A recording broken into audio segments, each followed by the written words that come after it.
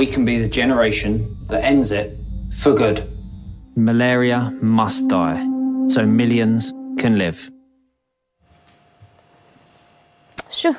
That was, of course, renowned football star David Beckham launching a new campaign to finally end the scourge of malaria. The disease is caused by mosquitoes carrying the virus and then transferring it into humans. Malaria is preventable and it costs less than a cup of tea to actually treat it. But to tell us about this global campaign where we've just seen David Beckham on it, we joined now in studio by our very own renowned songstress Yvonne Chaka Chaka. Ma'am, Yvonne, good morning to you. Thank you so much for having me, Palisa. Thank you. I'm looking at the hashtag itself. Hashtag Malaria Must Die. It sounds so strong. We've had it. This has to end. I think it's actually very sad knowing that malaria is just one of those old diseases and it still kills so many women and children, and people are dying from this. I'm actually very happy I was not in that container where David Beckham was. It's very because scary. Just the sound of it, you can just hear. Now, can you imagine people who do not have amenities to prevent themselves from this, from the mosquitoes that are going to kill them? So, you know, with a meeting which is coming in April in London, the Commonwealth meeting, was saying to the leaders, we want to be heard loud and clear. It is important that they also take a stand and say malaria must die so that millions of people can live. It is preventable. It is curable. We've got the amenities. Why is that so many people are dying? So this time around, you're focusing on Commonwealth leaders to say you need to do something. Well, you know, because most of the 52 Commonwealth countries who are going to be in London, countries like India, countries like Nigeria are most affected. And in the last 10 years, you know, the malaria has sort of stalled. And we want to say to the people, we want the political will, we want the financial will, but not only the governments, we want everybody to come to the party. And this Commonwealth meeting as well, we're going to be focusing on the youth. Because, you know, I think the youth are game changers. So we need to empower our youth as well and not talk about them without them. They're going to be there. And I think this time around, I think the youth will help us. All right. So it's going to be more educational.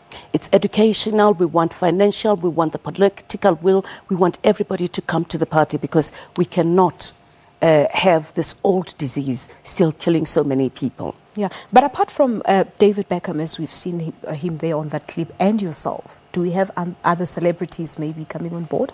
I must say David Beckham has been amazingly helpful and he's been a great, great champion for malaria. He's a UNICEF Goodwill Ambassador, just like I am, and he's always helpful in things like this.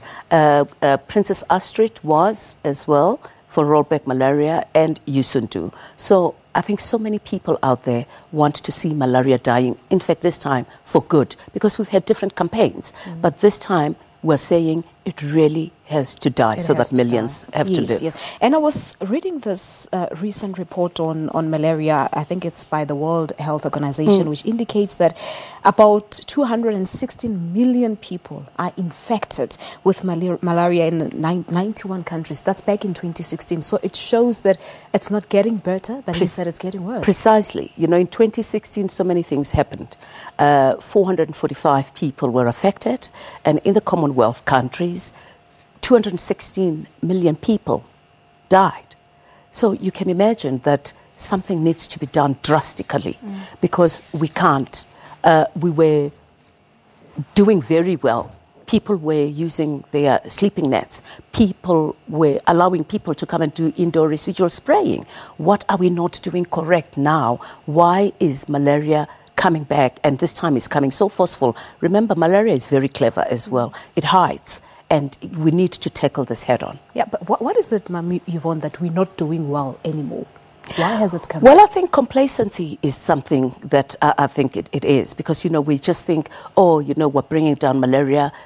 More people are educated with this, and then we sit and fold our hands. I think it's complacency. We constantly need to educate our people. We constantly need to advocate. We constantly need to tell the government that we need more funding, we need the political will, we need to educate our people as well. Yeah, because it happens mostly in your poverty-stricken areas, sub-Saharan Africa. Well, it's just unfortunate. Yes. As I said, you know, countries like India and Nigeria are most affected, and these are the countries which are part of the Commonwealth. So we need to urge all the Commonwealth leaders that when they sit in that meeting, they must put malaria right on top of their agenda. Yeah, but for ordinary people watching this interview, how do we become part of this? What do we do to help?